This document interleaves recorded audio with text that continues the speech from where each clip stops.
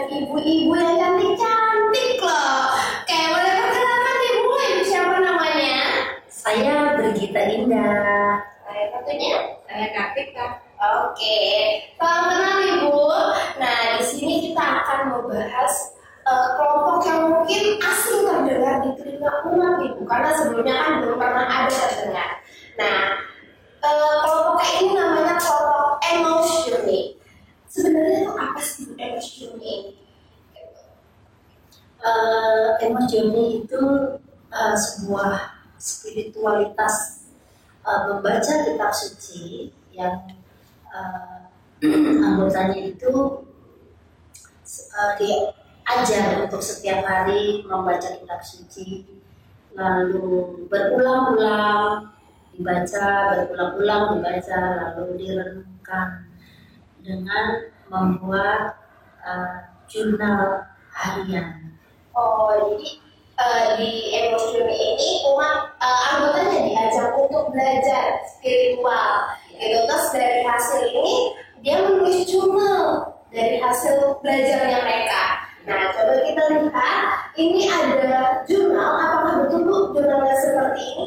Ya, betul. Ini bisa dijelasin isi jurnalnya itu apa di sini sebenarnya? Ya, jadi setiap hari para emoser, kami sebut emoser ya. Jadi mereka setiap hari belajar membaca kitab suci dari bacaan harian kita setiap hari sesuai kalender liturgi. Jadi ada tanggal di situ, tertera tanggal, lalu bacaan itu kebetulan diambil dari sirat. Nah, itu bacaan itu yang mengena di hati para emoser. Jadi salah satu diambil mana yang mengena, lalu diulang-ulang dibaca, lalu akan mendapatkan jurnal seperti ini, akan merasa tersentuh hatinya, lalu mereka akan menulis seperti ini dari hati gitu. Apa pesan Tuhan hari ini yang dia dapatkan, apa yang harus dilakukan, atau apa teguran, ada teguran, apakah itu penguatan. Jadi bacaan hari itu agar mereka itu membuat satu perubahan dalam hidup mereka. Oke, jadi refleksi isi jurnal ini mengenai refleksinya mereka dari bacaan ini. Apa sih yang mengena dari diri mereka, refleksinya seperti apa, terus aksi kedepannya, harapan mereka kedepannya itu ditulis dalam jurnal ini ya Bu ya? Iya, betul. Nah, terus di sini juga ada bukunya nih. Nah, buku ini sebenarnya isinya apa sih? Boleh dijelasin nggak? Mungkin kadang-kadang contohnya itu, Kebetulan saya bawa bukunya, kita ada 4 buku. Ini dari seri 1, 2, 3, Buku 1 mengenai perjalanan hidup mendasar. Ini kita terdiri dari 11 sesi. Kemudian yang buku 2 perjalanan menuju hidup berbuah.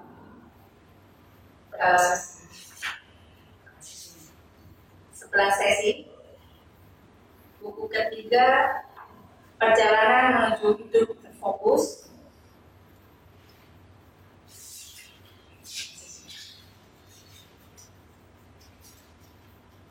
Ada 9 sesi, dan yang terakhir adalah 7 sabda terakhir Kristus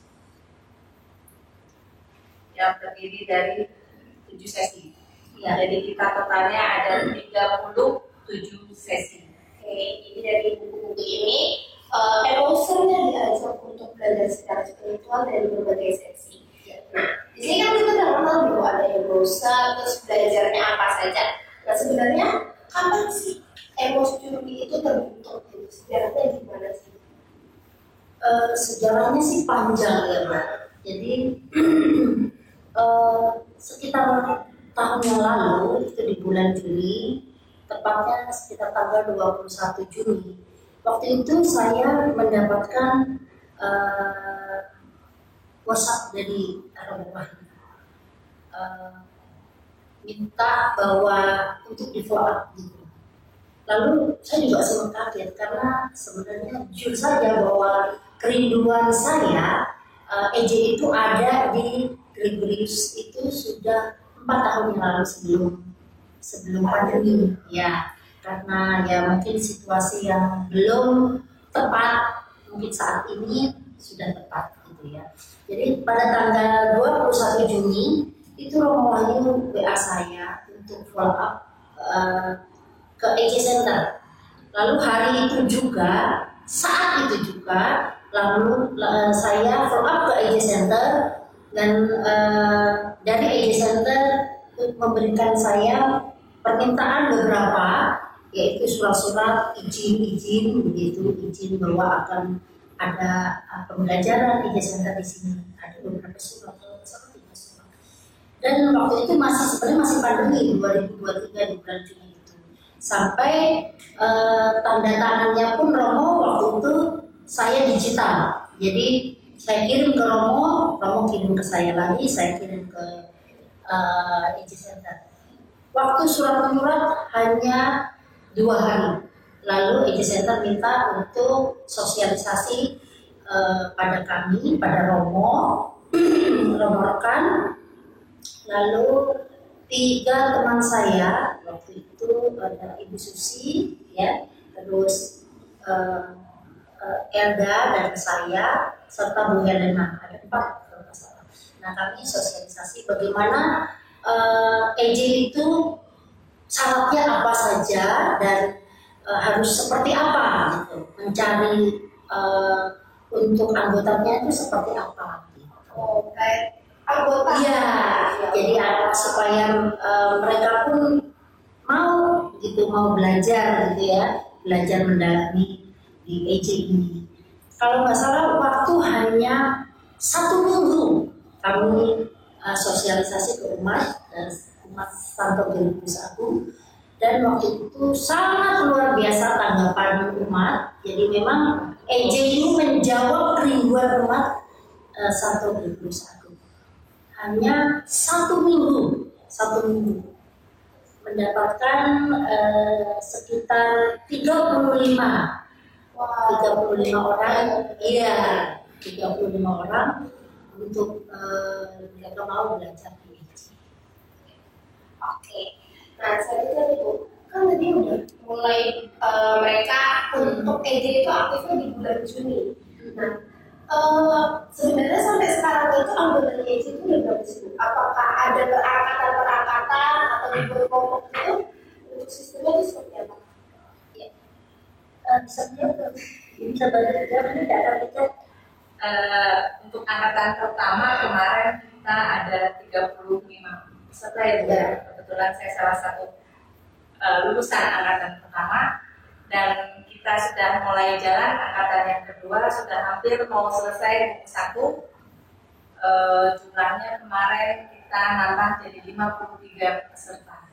Oke, jadi angkatan kedua ini lebih banyak dibanding angkatan yang pertama ya. Betul. Jadi semakin banyak umat yang tertarik untuk masuk EJ. Nah, sebenarnya EJ ini apa perbedaannya antara EJ dengan kelompok doa yang lainnya? Karena kan sebelumnya ini udah banyak banget di kelompok doa, misalnya kayak BPKK, KEP, dan sebagainya. Tapi tiba-tiba ada EJ nih. Nah, EJ itu sebenarnya apa yang membedain gitu? EJ ya, saya pikir sangat luar biasa.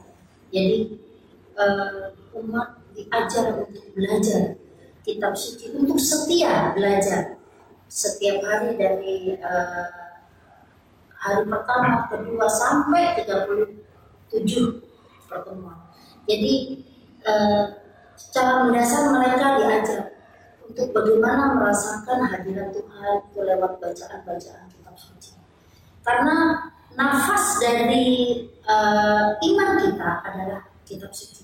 Maka di EJ ini yang menurut saya luar biasa, beda dengan mungkin dengan spiritualitas yang lain. Karena kalau EJ ini betul-betul kita diajar mendalami untuk semakin mengerti kehendak Tuhan dalam bacaan kitab suci. Bacaan-bacaan Iya, setiap hari.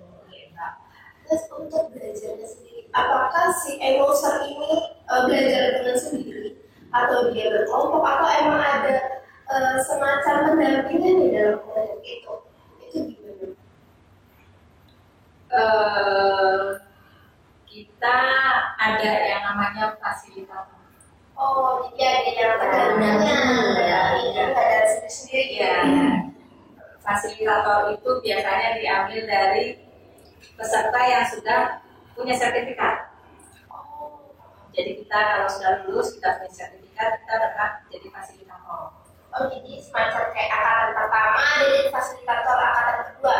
Ya, begitu. Dan fasilitator juga nggak asal jadi fasilitator, kita dibekali dengan pembekalan ini buku khusus buat fasilitator Untuk belajar. Jadi meskipun kita nggak ada pembicara dari luar, kita jalan sama-sama, belajar sama-sama. Fasilitator pun tetap belajar, Masih belajar berproses baru ya. iya, mendampingi dan tetap sama-sama berjalan. Oke, jadi tetap ada panduannya, terus sesuai dengan apa ya, semacam modul mungkin ya disebutnya ya. Iya. Modul pembelajarannya Iya. ya. Itu. Terus untuk ini kan masuk ke angkatan kedua.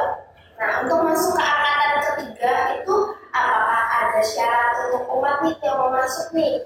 Gitu. Terus atau mungkin pendaftarannya akan sibuk, boleh langsung masuk kah? Atau memang harus ada pendaftaran dulu semacam ibu membuka stand atau promosinya seperti apa? Itu boleh dijelaskan? Kita biasanya perangkatan selesai pada saat pasca. Setelah pasca nanti kita bentuk panitia kecil untuk buka pendaftaran. Untuk tahun angkatan yang kedua, kemarin kita mulai buka pendaftaran dari bulan Mei. Ya, sampai dengan Juni, habis itu Juni kita persiapan. Kita kemudian bisa pembukaan di bulan Juli.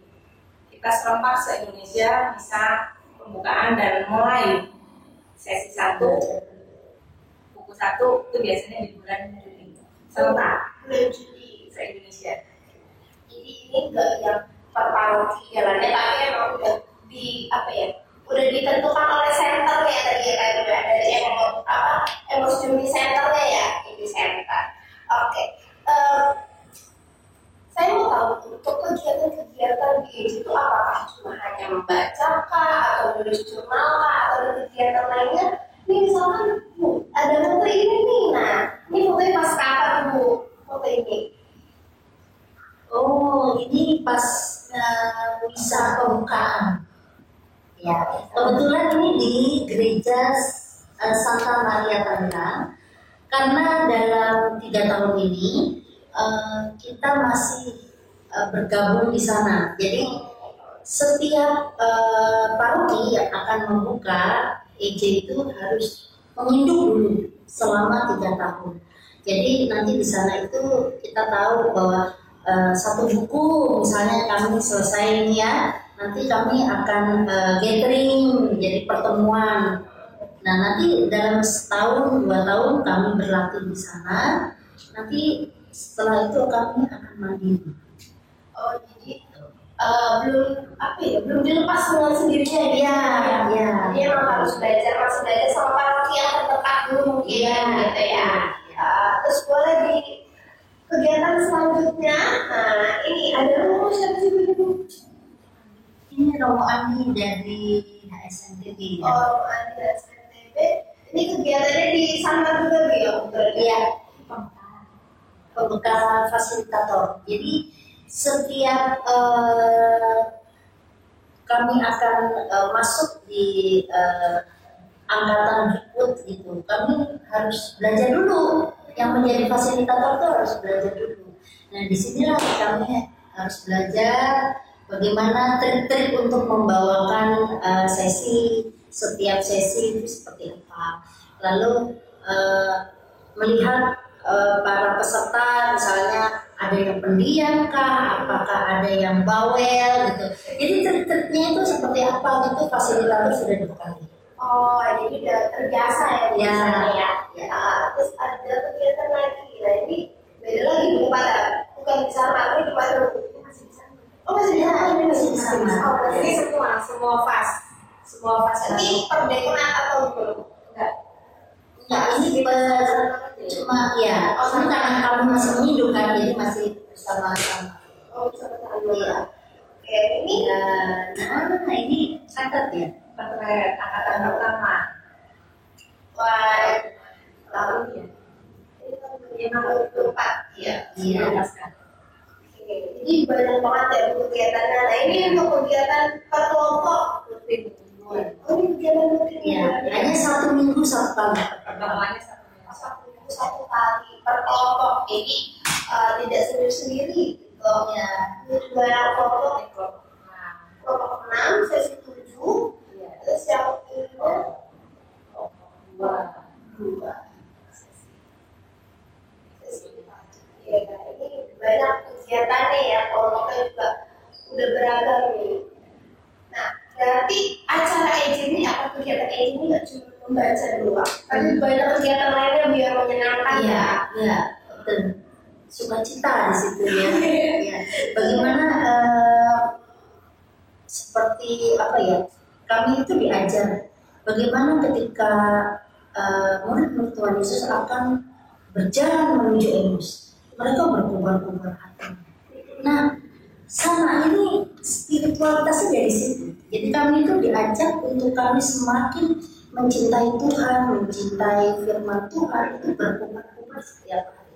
Hatinya berkobar-kobar setiap hari. Jadi apa ya, semakin menunjukkan rasa cinta pada kalian melalui spiritual ini. Nah, mungkin apa ya, untuk anak-anak muda nih yang pada zaman ini, mungkin untuk membaca kitab suci itu adalah hal yang membosankan. Iya, betul.